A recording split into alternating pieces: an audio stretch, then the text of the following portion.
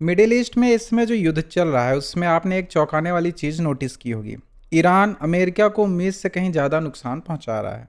यहाँ तक कि पूर्व राष्ट्रपति ट्रंप को भी इतना नहीं पता था कि ईरान ऐसा कर पाएगा, क्योंकि ईरान इस समय झुकने का नाम नहीं ले रहा है। वो अमेरिका के जितने भी बेस हैं वहाँ पे लगातार रॉकेट से हमला किए पड़ा है। यहाँ तक कि लेकिन इसके पीछे की असली ताकत है क्या, ईरान ऐसा क्यों कर पा रहा है?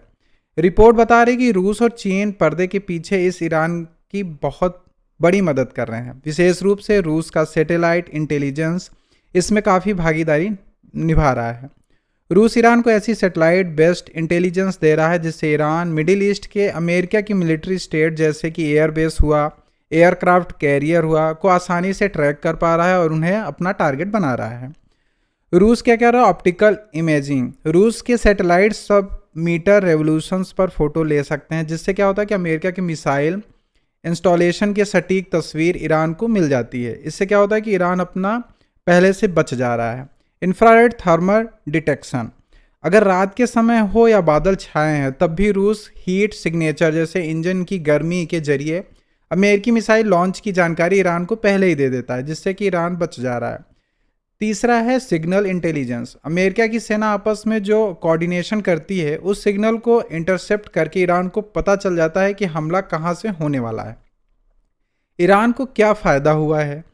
सबसे पहले ईरान में सिर्फ अपने शहीद ड्रोन और बैलिस्टिक मिसाइल पर निर्भर था, जिसमें क्या होता था कि एक्यूरेसी की कमी थी।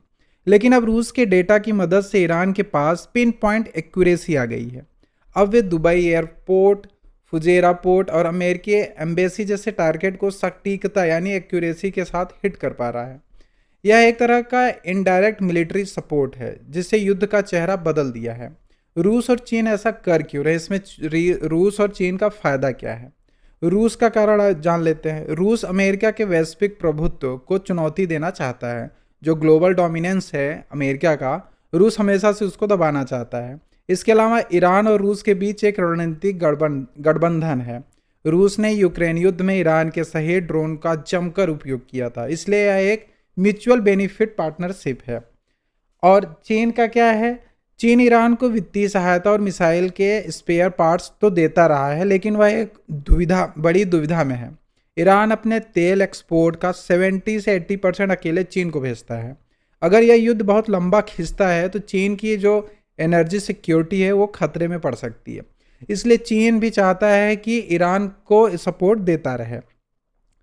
स्पेस भविष्य का युद्ध क्षेत्र, यह घटनाक्रम दिखाता है कि अब युद्ध जमीन से ज़्यादा स्पेस में लड़ा जा रहा है।